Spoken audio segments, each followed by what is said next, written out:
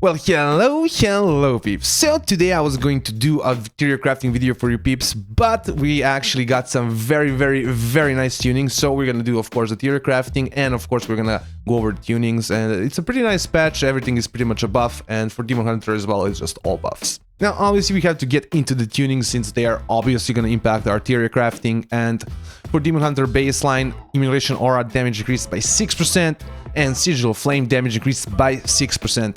Absolutely amazing. I feel like Sigil Flame is finally going to be like a global that you definitely don't want to miss. Like, it is good damage right now. You definitely also want it to cleave. Like, it's definitely something that's gonna like boost your damage if you're hitting it. But now I feel like it's almost gonna be something that you definitely don't want to miss, especially if you're playing like Felskard and you're in big metamorphosis.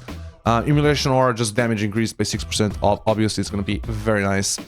Moving into Felskard changes, Demon Surge damage increased by 40%, dude. Okay, Demon Surges are gonna be chunking.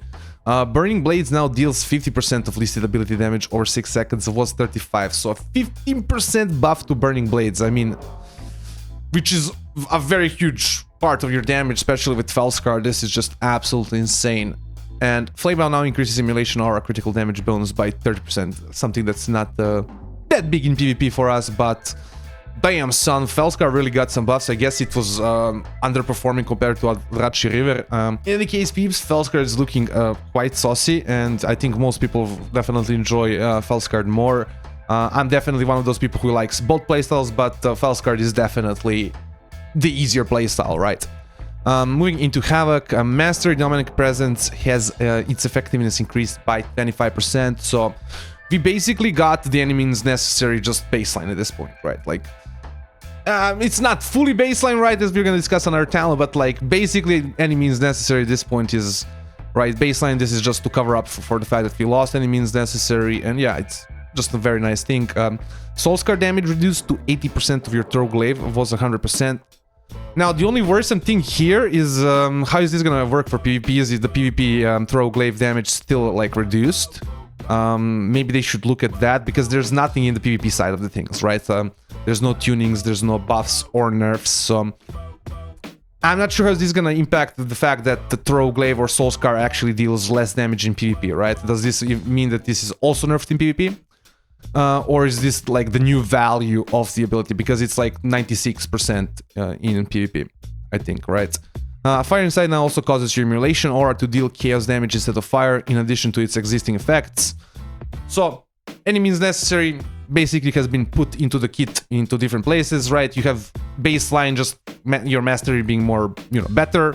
You have the changes they previously did, where the hunt, Sigil of Spite, and other things have been turned into chaos damage, and now you can also use the Fire Inside talent to make your Immolation Auras do chaos damage. So, very nice. I think definitely gonna, be good for build diversity, because now we have kind of different ways that we can definitely build our Demon Hunter. Now, we finally have Cycle of Hatred being cleared up. Additional all our stacks generated now persist until Demon Hunter has been out of combat for 60 seconds without casting I-Beam.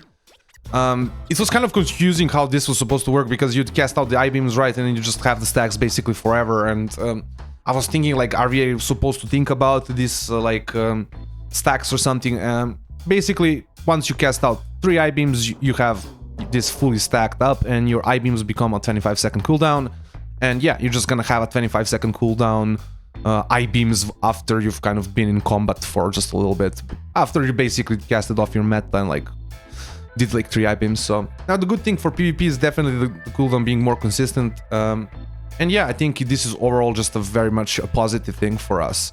We have some bug fixes here, not big things.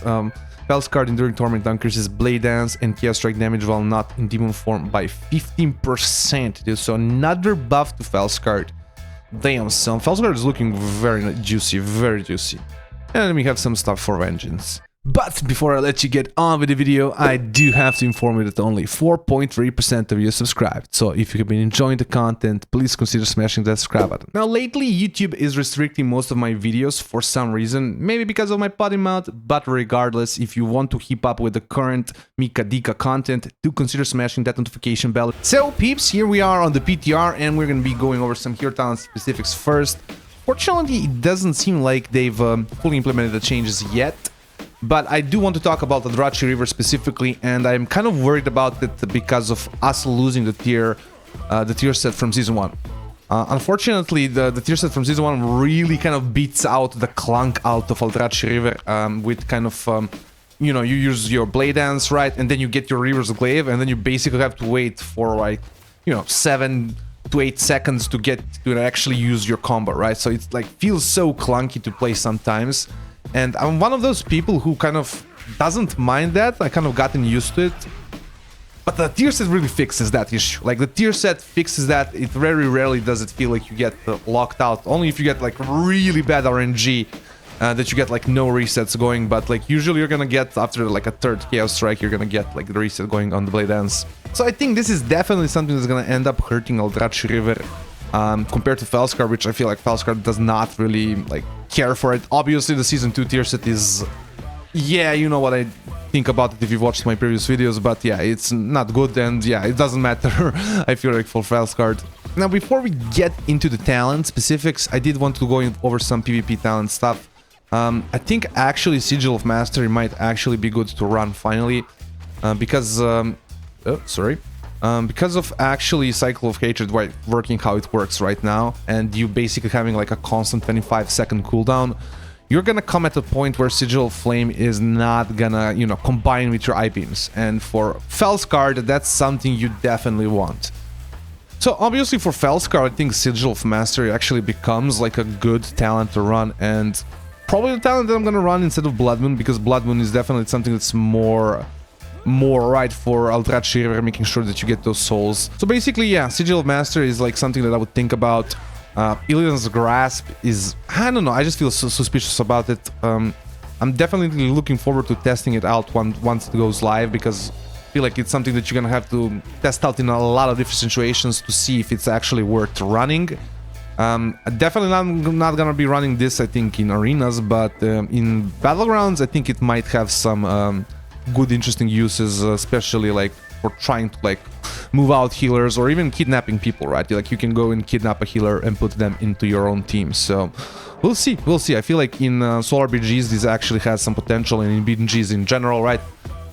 Definitely for arenas it's gonna be kind of tough, because you have some good choices, right, that this kind of has to fight for in arena. So at this point, peeps, we can get into the talent section, and this is definitely a variation that is focused on the Throw Glaive, obviously, and of course has like the Energy, Initiative, Tactical Retreat, Unbound Chaos talents. I definitely think Energy is better than Inertia, in my opinion. It's just about the fact that it's like a constant thing, right? Inertia just... if you get like CC'd for 2 seconds even, like you already lost a lot of the value from this talent. So I just feel like Energy has been proven to be better in PvP through the times.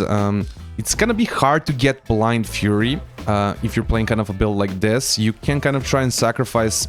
I guess if you're playing like Aldrachi Reaver, you could sacrifice like Furious Throws... and I don't know, I mean, I like critical chaos, right? But generally speaking, this is if you would want to go for like a build that is gonna be Throw Glaive based while also using like the new Tactical Retreat, right? Unbound Chaos combos. But I must say, just depending on how the PvP tunings are going, we might still just be going for kind of like builds that are just a lot more focused on Chaos Strike, right? So at that point, kind of Blind Fury kind of makes more sense. You actually have like talents to put into Blind Fury, right? Like you have like the points that you can actually put in there and like make the build work better with it. So another thing that is gonna be definitely a lot better is on Fire Inside builds. They don't work anymore with Unbound Chaos, so you can kind of like drop these talents and go for something else if you want to go for a Fire Inside, right? It also is definitely a better choice now that it is the thing that turns Immolation Aura into chaos damage. Like the fact that it is the talent that does that is also what it makes it just have a lot more value. And it's definitely something that I'm gonna be thinking about some builds right with it. So definitely something like this I would be running for a Fire Inside if I would be going for a build like that. You definitely can just drop this side because Unbound Chaos does not have that synergy with the Fire Inside like it had before. Obviously, since it was directly working with each other, it made sense to go down this line and also go down this line, right? And then also pick up a Fire Inside. But now I just feel like you don't really need this, so you can kind of reinvest those talent points into the middle. And ultimately for like an Aldrachi reaver build that uses like these new talents, right, as well, while also having Blind Fury, I would probably run something like this. And yeah, obviously I kind of forgot to switch it around here, but yeah, if you're gonna be running a kind of a Aldrachi reaver style build, you definitely want soul sigils and you definitely want sigil of spice, right? So peeps, I'm just a lot more excited about Demon Hunter going into the War Within Season 2. We are actually getting some love. I just hope that if we are still kind of like missing the mark, right, or, you know, kind of underwhelming, feeling underwhelming, I hope they still give us some love still, right? Don't stop, Blizzard, please keep giving it, please don't stop kissing us. So I'm definitely loving this right now, and it feels a lot better to be a Demon Hunter, I think. In any case, I must say I can't wait for Season 2 of the War Within to start, because I feel like, yes, the sooner the better, man, the sooner the better. Season 1 is really become dry. And yeah, I really hope you've enjoyed this little video, peeps. Like, comment, subscribe, all those things YouTubers want you to do, and have a nice day.